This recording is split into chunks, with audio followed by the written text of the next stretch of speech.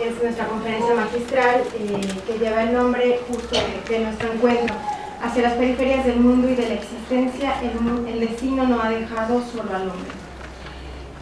Para esta conferencia, para cerrar el diálogo de este día y que inició el día de ayer, hemos invitado a nuestro amigo, quien de manera muy generosa ha aceptado el maestro José Medina. Él estudió Ingeniería Civil en la Universidad Politécnica de Madrid, tiene una maestría en Educación en la Universidad de Harvard, tiene estudios de Teología y Filosofía en la Universidad Lateranense, y bueno, pues es un gran amigo nuestro. Él actualmente vive en Estados Unidos, en Washington. Para dejarle ya el micrófono a él, simplemente una pequeña introducción. El Papa Francisco ha indicado que la Iglesia está llamada a salir de sí misma e ir a las periferias, no solo las geográficas, sino también las periferias existenciales, las del misterio del pecado, las del dolor, las de la injusticia, las de la ignorancia, y prescindiendo de la ignorancia religiosa, las del pensamiento, las de toda miseria.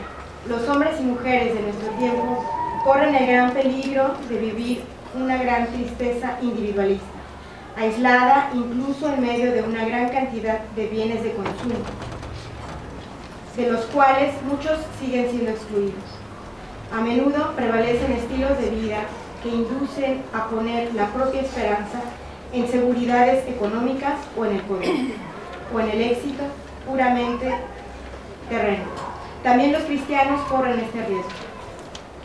Nuevamente el Papa nos recuerda, los cristianos tienen el deber de anunciar sin excluir la buena noticia a nadie, no como quien impone una nueva obligación, sino como quien comparte una alegría. Señala un horizonte bello, ofrece un banquete deseado. La Iglesia no crece por proselitismo, sino por atracción. Y bueno, la pregunta que queremos abordar es ¿qué significa este desafío, este horizonte del que habla el Papa en el México de nuestros días? Pues te agradecemos, José, que estés con nosotros. Muy buenas tardes. Buenas tardes. Intento hablar despacito y ordenado para contaros lo que había pensado, que es un poquito de eso. Pero por eso es interesante, porque si no es de eso no es interesante. Pero para daros cuenta, para mí cuando Bruno me llamó para invitarme a venir con vosotros en este momento, me di cuenta inmediatamente que intentar afrontar el lema de este momento, las periferias del mundo y de la existencia, como el destino no ha dejado solo al hombre, uno no puede ignorar la situación de violencia y de injusticia que vive el país que tanto amáis y en el que vivís, el país de México. Y cómo dentro de la tragedia de los 43 chavales que han desaparecido de Ayotzinapa y las fosas de Iguala, lo que sucede en Guerrero, ponen delante de nuestros ojos. Y en este sentido, acepto humildemente un poco un artículo que leí de uno de los exponentes de esta semana, de Jorge Tresoveros, que decía, pero a los dicho bien, a la segunda, que decía que mirar el mal a los ojos. Mirar el mal a los ojos.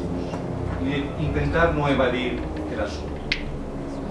Mi intención hoy es intentar entrar dentro de esta perspectiva, intentar entenderla un poco mejor y ver qué es lo que quiere decir para nosotros, seres humanos, y para vosotros como nación, como personas que viven en México, que el destino no ha dejado solo. Germán Martínez Cáceres, en un artículo a la Reforma, preguntaba esto: ¿qué significado tiene la maldad para los mexicanos?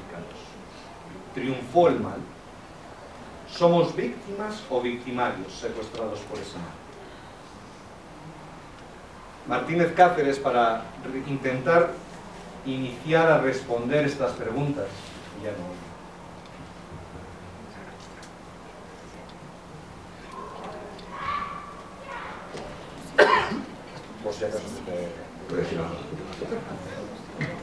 Germán Martínez Cáceres, mucho mejor. Ahora me oigo hasta mismo. Invita a intentar responder inicialmente a estas preguntas siguiendo de la mano de Hannah Arendt. Hannah Arendt es una filósofa alemana que sufrió el Holocausto, que luego se movió y vivió en Estados Unidos, en Nueva York, muchos años. Y yo creo que merece la pena hacer este paralelismo con ella, porque la situación actual y el pensamiento de Hannah Arendt sobre el mundo moderno pueden iluminarlo. Porque es imposible en la situación de hoy en día, dentro de toda esta violencia e injusticia, no percibir que dentro de las acciones de violencia hay algo profundamente inhumano y por lo tanto irracional, muy parecido a lo que Hannah Arendt experimentó cuando asistió al juicio de Eichmann en Jerusalén. Eichmann, si os acordáis, fue una de las personas que estaba en los lagers alemanes que lo trajeron desde Argentina, si no me equivoco, para Jerusalén. Y lo juzgaron. Y Hannah Arendt, trabajando como escritora, fue con el New Yorker, un semanario, para cubrir y escribir un libro sobre ello. A pesar de que nosotros intentamos encontrar lógica, una lógica, a veces usamos la palabra racionalidad, pero yo creo que lógica es mejor, en las acciones de políticos, de asesinos, de cómplices, el mal que vemos hoy es profundamente irracional e inhumano. Jorge, que está aquí con nosotros, decía: las declaraciones que escuchamos por boca de los testigos son brutales por su banalidad. Parecía que no hablaban de personas, sino de bultos. Y Hannah Arendt acuñó el concepto de banalidad del mal para caracterizar una forma de perversidad que no se ajustaba a los patrones que nuestra tradición cultural ha tratado de representar. ¿Qué quiere decir? Que en la filosofía y en la teología, en la literatura occidental, tenemos imágenes del mal y tenemos una razón para ese mal. Lucifer es la envidia, Lucifer es el orgullo, Caín es la envidia, o tenemos el resentimiento de Ricardo III, o la destrucción, el instinto de destrucción de Sade. Pero para Hannah Arendt, intentar racionalizar el mal no cuadra con la experiencia del mal que ella veía ya en el mundo moderno de los años 50, donde nos encontramos ante una forma de mal que no responde a motivos perspicuos. La novedad de este tiempo no está en el horror de las matanzas, porque la historia está llena de matanzas desenfrenadas, de poblaciones hostiles tras una victoria militar, de exterminios de poblaciones nativas tras procesos de colonización y de esclavizaciones humanas. La novedad está en descubrir una persona, uno como nosotros, se escuchaba hoy en uno de los paneles, capaz de cometer actos objetivamente monstruosos sin motivaciones malignas específicas. ¿Qué quiere decir? Un mal banal que no requiere un fundamento positivo en la persona. ¿Qué quiere decir? Que la persona parece que no intenta hacer el mal a pesar de que hace o participa a un mal monstruoso. Según Hannah Arendt, y este es el punto sobre el que quiero insistir, esto sucede por un déficit de pensamiento. Ella dice, un mal absolutamente incastigable e imperdonable, que ya no puede ser comprendido ni explicado por los motivos malignos del interés propio, por la sordidez, el resentimiento, el ansia de poder y la cobardía. Arendt considera este mal banal una manifestación nueva, que es el resultado de una imposición del poder totalitarista, que resulta en la destrucción de la idea misma de humanidad. En el origen del totalitarismo, Hannah Arendt habla sobre todos estos puntos, y es importante que para nosotros entendamos que el totalitarismo del que ella habla no es el totalitarismo dictatorial. Cuando oímos la palabra totalitarismo nos viene a la cabeza Stalin o Hitler, chocante. Intentar entender cómo este poder totalitarista se impone dentro de nuestra realidad. Y ella, en este libro del origen del totalitarismo, analiza los lagers como un instrumento característico del sistema totalitario. ¿Qué quiere decir? Que el campo de concentración no era un fenómeno, dice ella, destinado a neutralizar o a eliminar elementos marginales de la población, sino una institución esencial del sistema, que desempeñaba funciones específicas en el programa de dominación total de la sociedad. Esto quiere decir que el campo de concentración era un experimento controlado en el que los intelectuales del tiempo intentaban prácticas que luego podrían aplicar en la esfera social. No un sitio en el que se ponen a las personas que uno se quiere quitar de en medio. Contemplado bajo esta perspectiva, el sistema de dominación impuesto a los deportados en el interior del lager constituía una radicalización extrema, realizada a escala pequeña. Según Hannah Arendt, este programa de dominación estaba diseñado para destruir tres cosas: la personalidad jurídica, la conciencia moral y la individualidad personal de todos los miembros de la sociedad totalitaria. La razón por la que os comento estas cosas es porque, no por motivos históricos, es porque cuando ahora las mencione, os vendrán muchas de las imágenes de las cosas que habéis oído en estos 2 días. Decía, la destrucción de la persona jurídica. Dice, la destrucción de la persona jurídica en el ser humano se lleva a cabo al desvincular de sus actos su condición de víctima. Los campos de concentración no están destinados a individuos inculpados de delitos que deben cumplir una pena previamente definida. No eran diseñados para personas que habían cometido un crimen, sino eran para personas inocentes que han caído en desgracia ante el poder, no por lo que han hecho. Por lo tanto, los detenidos saben que no es objeto de injusticia porque no hay orden normativo. ¿Qué quiere decir? Que no habiendo ley, no hay justicia y por lo tanto no hay injusticia. Yo estoy en un mundo en que la idea de justicia y de norma no existe. Por lo tanto, el verdugo, el que se encarga de los prisioneros, no justifica nunca el trato, pues se reconocería que el daño que causa es justo.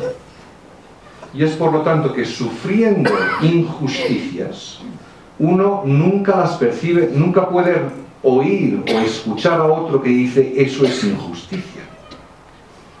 Y por lo tanto, la destrucción de la persona jurídica quiere decir la destrucción de la intuición o de la impresión de que yo puedo vivir en un mundo en que tengo derechos. Esta es la primera intención del campo de concentración. La segunda intención del campo de concentración, según Hannah Arendt, es la destrucción de la personalidad moral. Y esto se lleva a cabo mediante la anulación de la capacidad de juzgar y de elegir entre el bien y el mal. En las condiciones del campo de concentración del lager, este objetivo se alcanza poniendo al individuo en situaciones en que haga lo que haga, tendrá motivos para lamentar lo que ha hecho. La víctima del poder totalitario no puede elegir entre el bien y el mal. La única alternativa que le queda para evitar un mal mayor es cometer otro mal. ¿Qué quiere decir colaborar con los asesinos? ¿Qué quiere decir intentar eludir la propia muerte? O suicidarse en los campos de concentración. O mirar hacia otro lado. Allí es donde resulta imposible que se pueda hacer el bien. La víctima del campo de concentración acaba asumiendo la conciencia de ser un cómplice en el propio envilecimiento. Suprimir la frontera entre el bien y el mal, de manera que cualquier cosa pueda resultar aceptable. Borrar los límites entre la verdad y la mentira, de tal modo que cualquier cosa es creíble. Así es como un sistema totalitario liquida la conciencia del individuo como instancia última del juicio moral. Pensad como muchas de las cosas que hemos oído esta tarde se reflejan en lo que ella dice aquí. Últimamente es la destrucción de la individualidad personal, que se orienta a la negación de la espontaneidad, del poder del ser humano en cuanto ser vivo, de iniciar por sí mismo cursos de acción y no solo de reaccionar. El resultado no es que el hombre se convierte en un animal, sino que se convierte en una cosa. Así pues, puede expresarse el ideal totalitario de negación de la individualidad del hombre. El mal, aunque dice Germán Martínez Cáceres, aunque yo diría el poder, busca demostrar que todo puede ser destruido. No se complace con reducir el individuo a cosa, sino a desaparecerlo. Convertir a una persona en cenizas que se lleva a un río. Siguiendo a Arendt, el programa del poder que nace de esta idea de una sociedad que ya no está en relación con el misterio, con el destino,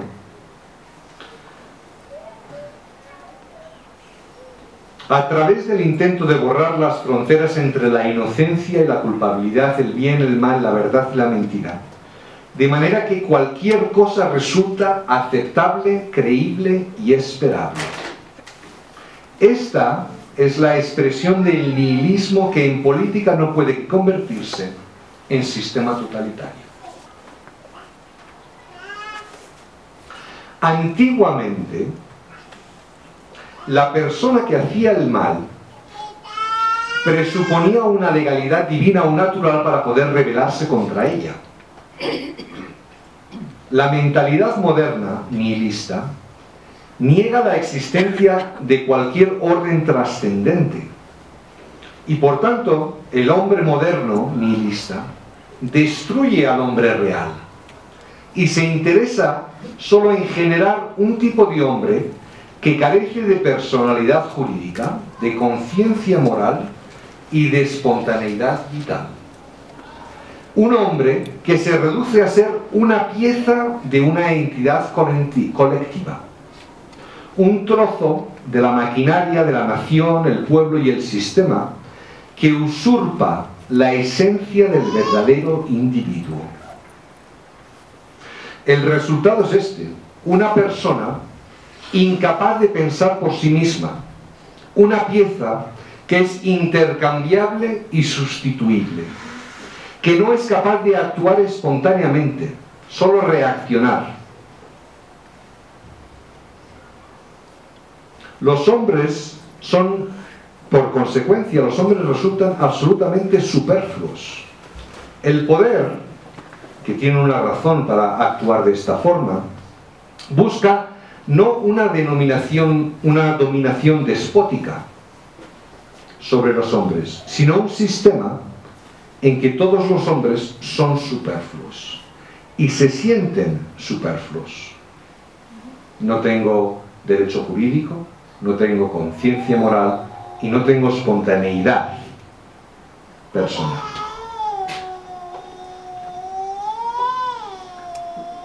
Lo interesante, esto es para encuadrar un poco el problema, lo interesante es que uno se pregunta, ¿cómo es posible que hayamos llegado a esta situación? ¿Cómo es posible que en un país como México podamos aceptar un nivel de violencia, de escándalo, de injusticia, de escándalo? Y ella dice, esto es posible en la medida en que una amplia mayoría de personas se habían orientado en su comportamiento moral por el seguimiento ciego de las costumbres y pautas establecidas por el poder. ¿Qué quiere decir? Que carentes de un pensamiento independiente en asuntos morales y políticos, esas personas pudieron adoptar el nuevo sistema sin mayores conflictos. Para ella, una situación muy parecida, ella se pregunta cómo es posible que el pueblo alemán hubiera aceptado la idea de reunir a todos los judíos y de matarlos. Y ella decía, en Alemania lo normal era no matar. Pero quien había observado esta máxima sin juicio, podían ver como normal el matar judíos si habían sucumbido a la nueva norma de anteponer el interés de la nación alemana, de su cultura, de su raza, a cualquier otra consideración. Es más, para aquellos que habían aceptado esta visión y se dejaron convencer de la propaganda de alemana, podrían incluso aceptar y apoyar la idea de que matar a los judíos podía considerarse como un bien para la nación. Según Arendt, no es adecuado suponer que esta gente, el pueblo alemán, haya sucumbido a una especie de perversión que los había convertido en seres insensibles y monstruosos. Ellos, pensad a todos los que secuestran y extorsiones, dice, ellos en otros aspectos de su vida siguen manifestando sentimientos morales similares a los que habían tenido entonces. Tampoco cabe conjeturar que habían padecido de una suerte de enajenación moral transitoria que les había hecho cerrar sus oídos a la voz de la conciencia, pues antes tampoco habían atendido a esa voz. Simplemente esa falta de atención y de juicio no había tenido las consecuencias dañinas que ahora tenía. Lo que tiene de banal el mal cometido por Eichmann, o lo que hemos presenciado en Ayotzinapa o en Iguala, no está en lo que se hizo, está en por qué se hizo. Porque en el caso de Eichmann, el daño que él causó y del cual es responsable fue monstruoso. Pero lo que resulta aterrador es cuando se advierte que la raíz del crimen no está en convicciones ideológicas firmes ni en motivaciones malignas. La banalidad del mal apunta precisamente a esta ausencia en la persona de un fundamento positivo del daño que inflige. En este punto, Eichmann se asemeja inquietantemente al hombre del montón. Eichmann en el juicio, a las preguntas, respondía: ¿pero usted por qué ha matado a todas estas personas? Y él decía: yo las he matado porque me lo han dicho. Yo obedecía órdenes, no es culpa. Haya aceptado un sistema nuevo de normas. Y esto se puede incluso introducir con lo que hemos escuchado a Jordanis hablando de Lejeune, para explicar que una sociedad respetable haya acatado un nuevo sistema de normas proclamado por el poder. Hannah Arendt subraya una abdicación de la facultad de juicio.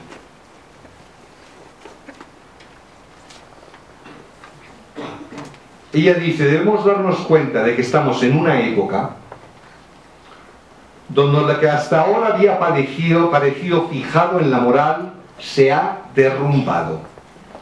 No tenemos moral entendida como un conjunto de reglas claras y seguras que nos permitan distinguir entre el bien y el mal.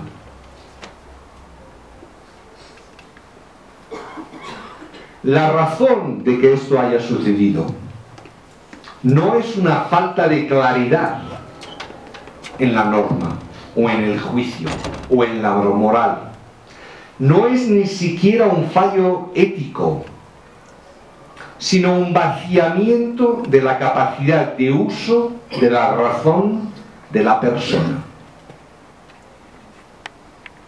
Delante de estos problemas, el intento de la sociedad y de las instituciones, y muchas veces de muchas personas de buena voluntad, es de instaurar con el uso de la ley, otra vez, estos valores universales y esenciales para la vida común. Pero la realidad, como nos recordaba entonces Cardenal Ratzinger, que la búsqueda de una certeza tranquilizadora que nadie pueda contestar, independientemente de todas las diferencias, ha fracasado. El intento de resolver las cuestiones humanas con reglamentos y normas nunca será suficiente para restablecer lo humano dentro de la persona. Para que un espacio público político sea capaz de lidiar con la pluralidad y la contingencia, puede ser solo posible si las personas disponen, decía Hannah Arendt, de la capacidad y la facultad de juzgar reflexivamente, de pensar, decía ella, sin barandilla, sin abdicar esta capacidad de juicio y últimamente la libertad a ideales o tradiciones.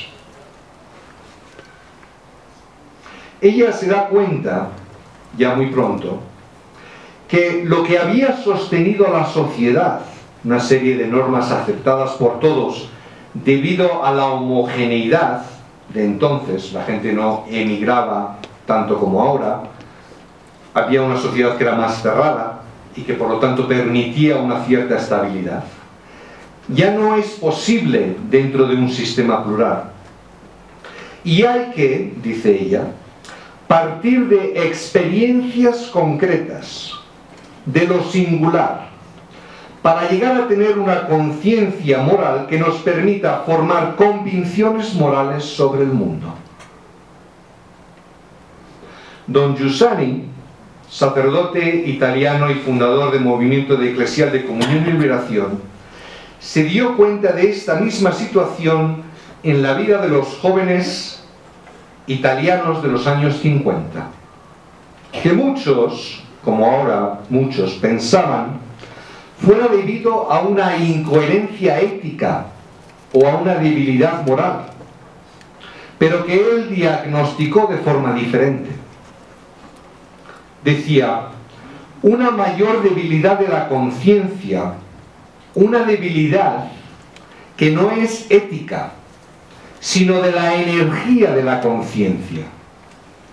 Es como si hoy no existiese ninguna evidencia más que la moda, porque la moda es un proyecto del poder.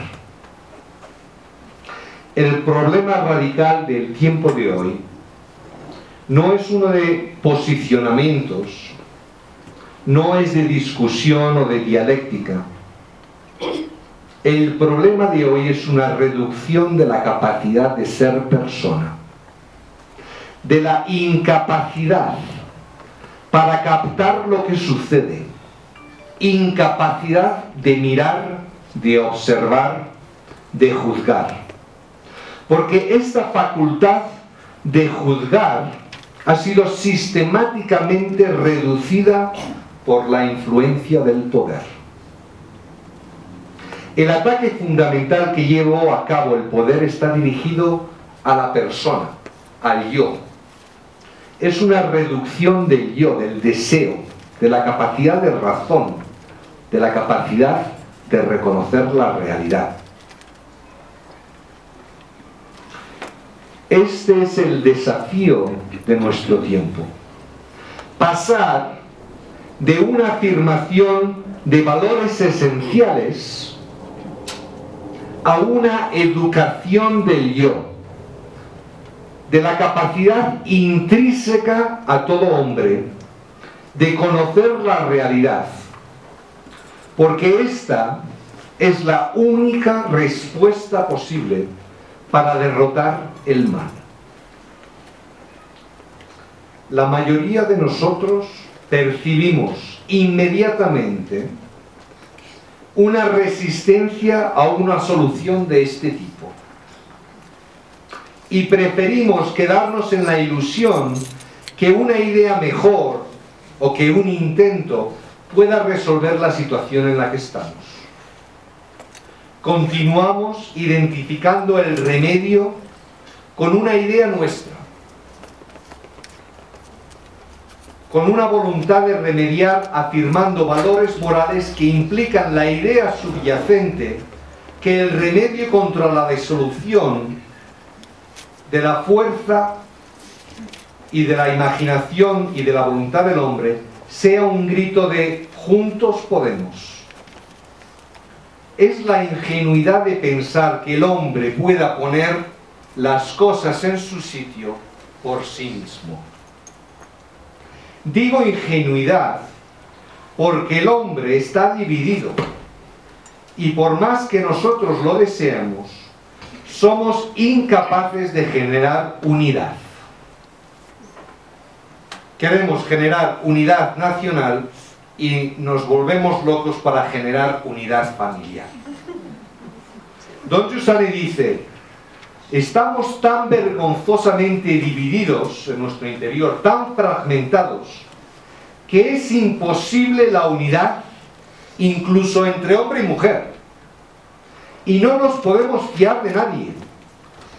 Si somos tan cínicos con todo y todos, estamos tan faltos de amor a nosotros, ¿cómo podremos sacar algo de este fango para reconstruir nuestros muros abatidos? ¿De dónde podemos sacar el cemento para construir nuestros muros? Debido a nuestra condición de heridos, no podemos decir, pongámonos a reconstruir nosotros lo humanos. Si estamos vencidos, ¿cómo podremos vencer? Y esta intuición de Don Giussani es muy interesante, porque incluso escuchando personas que intentan construir un mundo mejor, nosotros percibimos que no es posible, que nos gustaría, pero que hay una incapacidad dentro de nosotros de generar unidad. La solución tampoco puede venir del alto la tentación de la Iglesia. La tentación de la Iglesia cuando se convierte en reducción clerical, que es, tenemos que empujar la moral, empujar los valores, enseñar lo que es justo a nuestros hijos, pensando que esto es lo que funciona. Escuchad lo que dice el Catecismo de la Iglesia Católica en 1960. Los preceptos de la ley natural, que se consideran las evidencias más grandes de la vida del hombre, no son percibidos por todos sin dificultad, con firme certeza y sin mezcla alguna de error. El Catecismo cita aquí a Santo Tomás de Aquino, del 1200. La solución a este problema no puede ser otra que uno que viene fuera del humano a rescatar el humano. Continúa el Catecismo. En la situación actual, la gracia y la revelación son necesarias al hombre pecador para que las verdades religiosas y morales puedan ser conocidas por todos y sin dificultad, con una firme certeza y sin mezcla de error. Os repito, 1960, el Catecismo. En la situación actual, la gracia y la revelación son necesarias al hombre para que las verdades religiosas y morales puedan ser conocidas por todos y sin dificultad, con una firme certeza y sin mezcla de error, lo que deseamos todos. ¿Qué quiere decir la revelación? Comenta don Giussani. Es necesario que venga alguien de fuera. Debe venir desde fuera a reconstruir los muros de nuestra casa destruida. Cristo vino al mundo para esto. El cristianismo auténtico, su afirmación de que el hombre solo llega a ser hombre él mismo mediante algo diferente que viene de fuera. El cristianismo, Cristo, la Iglesia, no existen para convencernos de ideas, sino para que nosotros podamos ver de nuevo la realidad tal como es. Don Giussani afirma que Cristo ha venido para despertar en nosotros el sentido humano, el sentido religioso, para despertar nuestra capacidad de conocer la realidad. Cuando empezó a enseñar, don Giussani les decía a sus alumnos frecuentemente estas palabras: siempre os he dicho, desde la primera hora de clase, no estoy aquí para que vosotros consideréis como vuestras las ideas que yo os doy, sino para enseñaros un método verdadero para juzgar las cosas que os voy a decir. Para enseñaros un método verdadero para juzgar las cosas que os voy a decir. Y las cosas que os voy a decir son la experiencia que es el resultado de un largo pasado de 2000 años. Cristo ha venido para despertar al hombre, y que está presente, se demuestra que Cristo está presente, se demuestra en quien reconoce su presencia, en la forma en que se relaciona con la realidad de una forma distinta, porque vive intensamente en la circunstancia que se le ha dado. Cristo no ha venido a resolver los problemas del hombre, sino a educar al hombre, es decir, a despertar el yo, de modo que pueda estar en la posición más adecuada para resolver los problemas, a generar el humano. Dice don Giussani, Jesucristo no vino al mundo para sustituir el trabajo humano y la libertad humana, o para evitar que el hombre sea probado, condición existencial de la libertad. Vino al mundo para llevar al hombre hasta el fondo de todas sus preguntas, hasta al fondo de su estructura fundamental y a su condición real. No es tarea de Jesús, continúa don Giussani, resolver los distintos problemas, sino invitar a que el hombre adopte la posición en la que pueda tratar de resolverlos más correctamente. Este esfuerzo le compete al compromiso de cada ser humano concreto, cuya existencia está precisamente en función de ese empeño.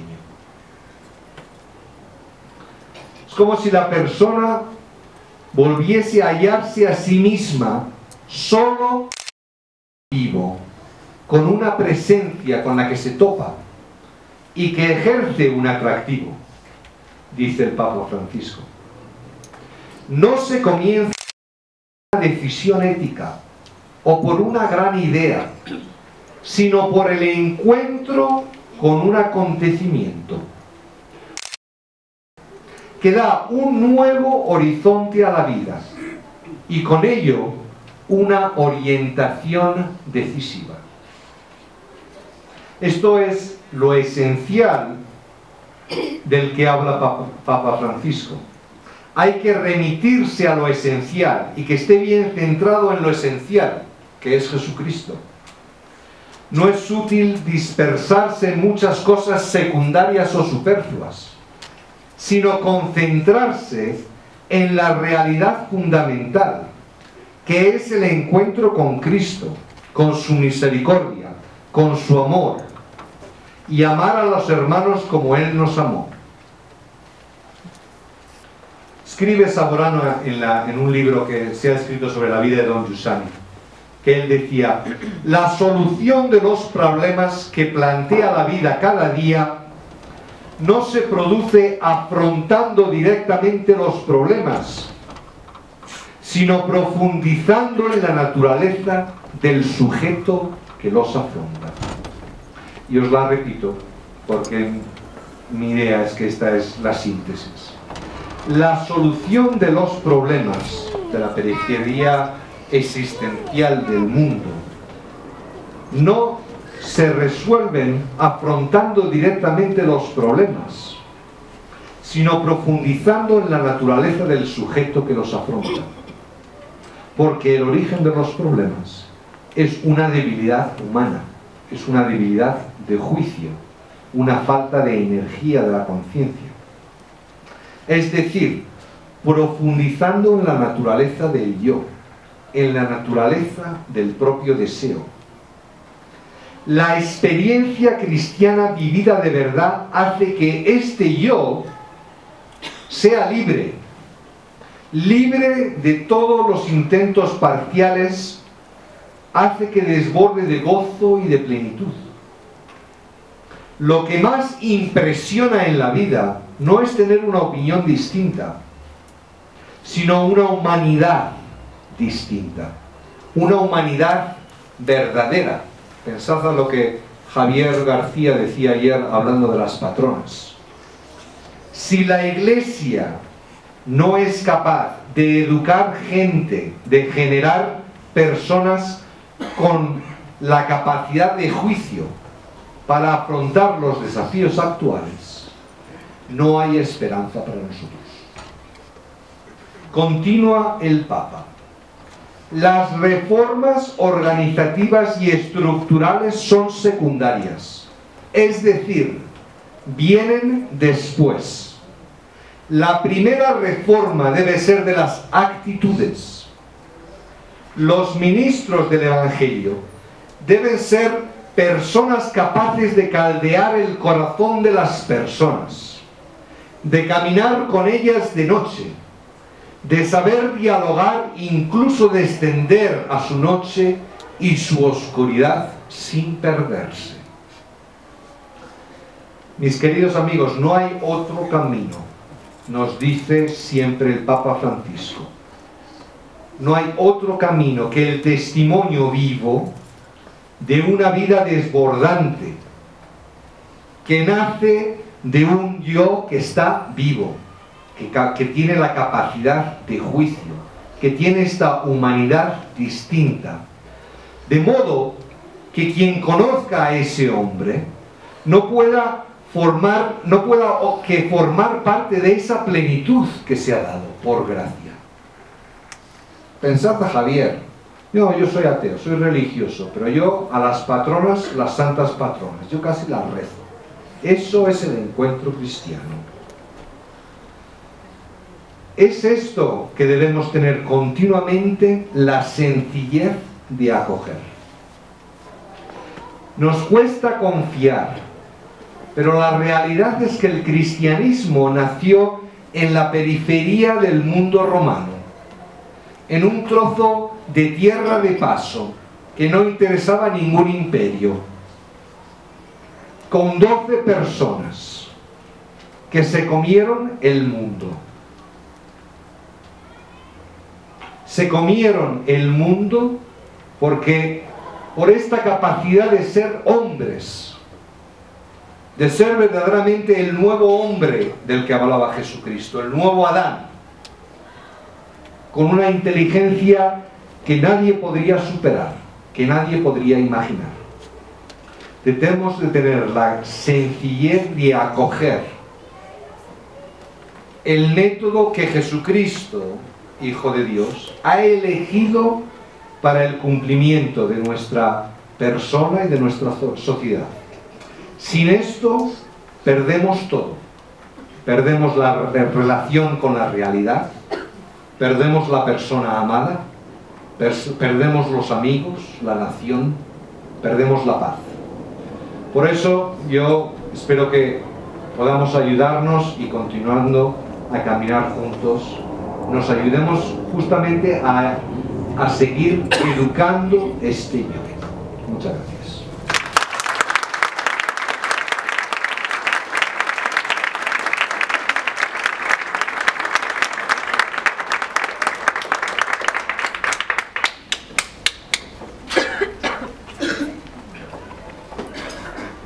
Yo no voy a responder las preguntas ahora. Bueno, agradecemos. Agradecemos mucho la presencia de José.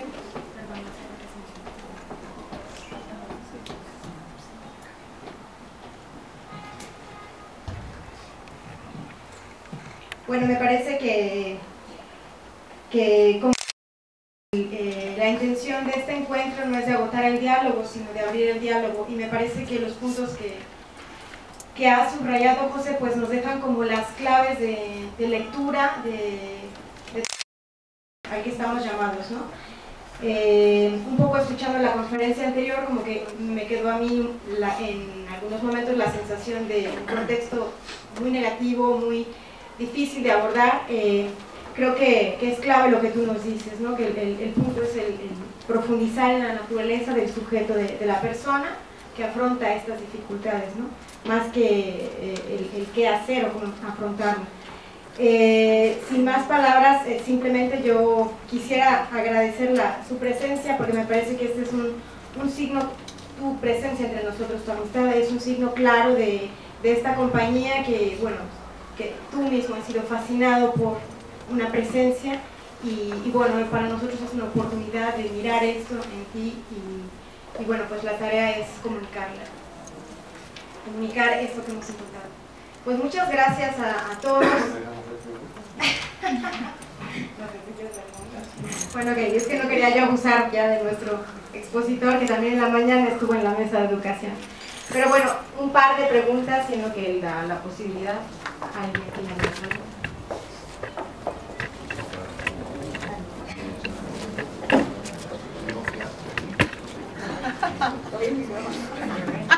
Buenas noches.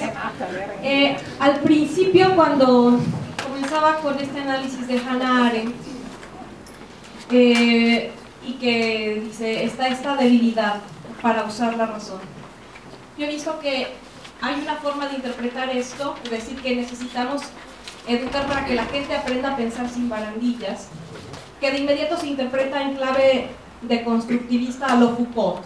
Es decir, hay que eliminar la autoridad, hay que eliminar cualquier autoridad porque es sospechosa de ser instrumento del poder. Esto también en los ámbitos de iglesia. Entonces, aparentemente, formar a los jóvenes en el uso de la razón es volverlos simplemente criticistas sin que haya un criterio de verdad después que sustente. Y entonces al final tenemos personas que aparentemente están en una formación, inclusive, digamos, eclesiástica, ¿no?, que al final terminan en una peor reducción de esta capacidad humana. ¿Cómo podemos nosotros incidir verdaderamente aquí? O sea, el análisis que a veces se hace de Hannah Arendt, en el que ella efectivamente destruye la metafísica. Ella la hace, efectivamente, destruye la metafísica, pero eso es la mitad del libro. O sea, el libro tiene dos mitades. La primera es la destrucción de la metafísica y luego, desde Sócrates, empieza a valorar lo que quiere decir el pensamiento. El mismo recorrido se puede observar en Don Giussani. Don Giussani dice, la tradición es una tradición viviente que se transmite, se da a nuestros hijos, pero tiene que ser viviente. Viviente quiere decir no solo en el testimonio del profesor, pero en una comunidad. Que luego, segundo paso, el estudiante tiene que verificar y hacer suya. La misma objeción que yo hago, que Hannah Arendt hace a la modernidad, se podría decir de la Iglesia moderna, pero que en vez de hacer una posición nihilista, hace una más moralista, en el que, bueno, estas son las cosas, ¿no?, y esto es lo que es verdad y esto es lo que es mentira. A este punto, uno podría decir que Don Giussani en el 1954 o Hannah Arendt en el 1960 son proféticos. A este punto, creerse que porque a uno le digan que la verdad es así, esto va a mover el espíritu humano, parece una tontería. Entonces, nos damos cuenta que hay que hacer las dos cosas. Hay que comunicar una tradición que es viva en el estudiante, en el profesor, pero que es viva en la comunidad. ¿Qué quiere decir con una tradición que es viva? Que es una forma de vivir, una forma de juzgar la realidad. Un poco el encuentro de estos días es un intento de juzgar la realidad juntos. Una forma de cantar, una forma de trabajar. Esto es lo que es una comunidad. Esto es lo que genera un sujeto humano capaz, ¿no?, de no reaccionar banalmente, ¿no?, como decían hoy en el primer panel, ¿no? Oye, que te encuentras 200 muertos y dices, oye, pues no ha pasado nada, ¿no? Como decir que nos pasan las cosas y nos falta la humanidad. Lo importante, y yo lo subrayo, lo importante es entender este aspecto del juicio como fundamental, porque sin juicio el hombre se convierte en oveja, se convierte en una máquina, es muy fácil de manejar, es mucho más difícil manejar a un pueblo con la fuerza, ¿no? Porque entonces oye, te rebelas, ¿no?, y luego cogen las armas y nos disparamos. Es más difícil ser un déspota que introducir un sistema que debilita la humanidad del hombre. A mí me gustaba lo que decía esta mañana, como se decía en el segundo panel, decir, uno no se puede creer que ahora el mexicano sea flojo, pero es que al poder le interesa, el poder, hablando en general, le interesa el hombre flojo, porque el hombre flojo te dice, oye, esto es injusto, y a lo mejor te escribe un Twitter o te dice, pero no te da más fastidio que ese. Entonces, Don Giussani, el único libro de educación que hemos publicado de Don Giussani, se llama El riesgo de educar. El riesgo está justamente en la aventura de ayudar a la persona al juicio personal.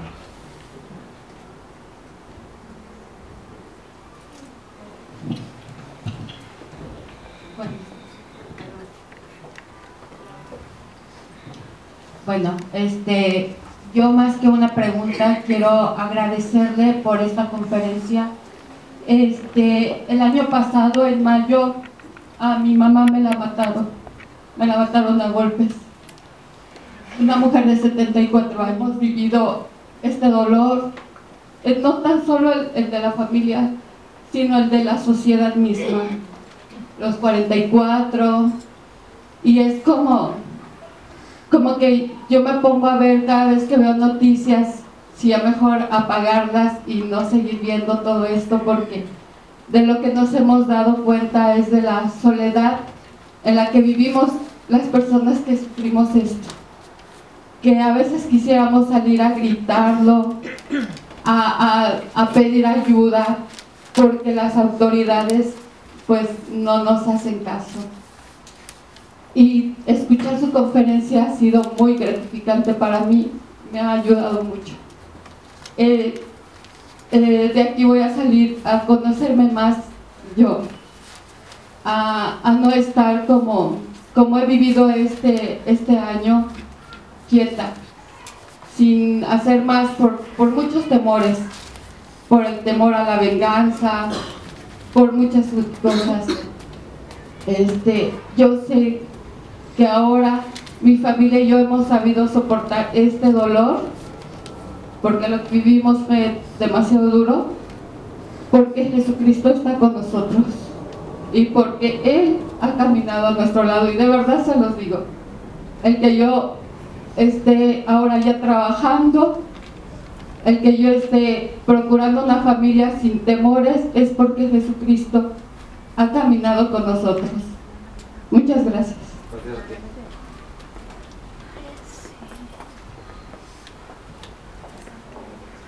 Una última pregunta. Es una pregunta muy rápida y que me sorprende. Que ¿puede el hombre a llegar a hacer una cosa? Que dices que el hombre pueda llegar a hacer una cosa. Yo no lo concibo. Es decir, ¿dónde queda mi corazón cuando sé que algo está mal? ¿No? Es decir, nadie me lo tiene que decir, yo sé que está mal. ¿Cómo puede pasar eso? Porque el corazón se atrofia.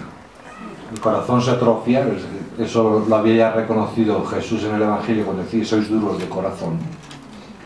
A mí, que uno pueda hablar de 43 muertos o 200 muertos y luego ponerse a pasar la página, ¿qué es lo que te dice?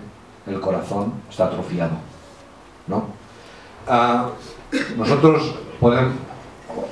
Hay dentro de todo hombre la capacidad de bien y la capacidad de amor por la verdad. Pero si el corazón no se usa, si el hombre no usa la razón y el juicio, deja de ser hombre. O sea, lo que estamos viendo en nuestra sociedad hoy en día es justamente esto. Yo, escuchando ayer a Jordanis cuando hablaba de Jerome Lujun, ¿no? ¿Cómo es posible que lleguemos a este nivel? Porque el corazón se atrofia y cuando no se usa, el hombre deja de ser hombre. Cristo vino a este mundo, el cristianismo, la comunidad cristiana, la iglesia de Jesucristo, el catolicismo, existe para esto, para que nosotros podamos ser hombres otra vez, para que tengamos el corazón que funciona. No podemos... Es por eso esta insistencia de que nosotros necesitamos una educación. ¿Pero educación a qué? Educación al juicio, a la experiencia y al juicio. Para los que pertenecemos al movimiento de comunión y liberación, el momento de la escuela de comunidad semanal es un momento de juicio, es un momento de uso del corazón. Si este trabajo no se hace, uno puede decir todos los rosarios y las Ave Marías que quiera, pero pierde su humanidad. Si no, este es el misterio de la libertad del hombre. Nosotros tenemos un miedo terrible a nuestra libertad. Pero la realidad es que sin esta libertad no hay amor. Si fuera todo automático, bueno, nos gustaría decir, y esto es un poco el desafío, que podéis estar de acuerdo o no, de lo que he intentado comunicar hoy, nos gustaría decir que los que hacen el mal son criminales. Pero como Eduardo decía hoy, esos criminales somos nosotros. Que este mal no viene del hecho de que esta gente sea malvada. Es que son inhumanos, que les falta el corazón, como nos falta a nosotros. Por lo tanto, la solución al mal no se puede imponer, sino es la posibilidad de que el hombre pueda ser generado dentro de una experiencia para descubrir su humanidad. Esos hombres serán los que generarán una sociedad nueva, como hicieron los apóstoles hace 2000 años, como hicieron los benedictinos hace 1500, en medio de los bárbaros. Esta es la solución. Esto es como el destino acompaña al hombre.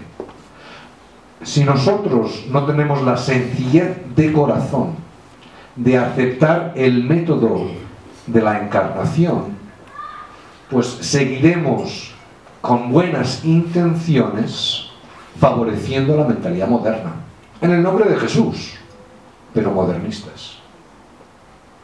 Esta es la intuición enorme de don Luigi Giussani, que entendió esto en el año 1950 y que ha generado un pueblo, que ha generado una comunidad. Sin esto, si la Iglesia no es esto, entonces somos modernistas, pero en vez de ser a favor del aborto, pues estamos en contra, o decimos Ave Marías, pero somos modernistas, píos, pero modernistas.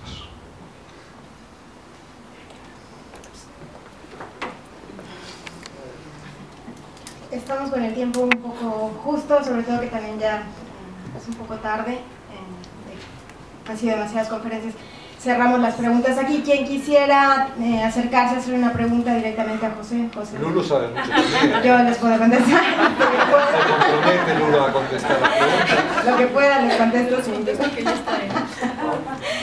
Bueno, no, pues agradecerte mucho, y la verdad que yo sí me quedo en primera persona con esta provocación, ¿no? Que verdaderamente descubrirnos, como dice don Giussani, este método fascinante que nos ha dejado, descubrirnos en acción. Porque es muy fácil lamentarse de las circunstancias, ¿no? Incluso desde la misma familia, como tú decías. O empezar a mirar dónde está mi humanidad, o sea que esa es la cosa más fascinante. Bueno, pues muchas gracias. A las 7:30, José, muchas gracias.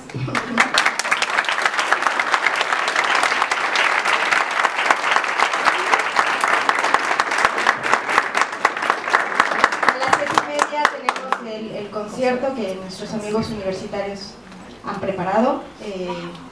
Tenemos un receso.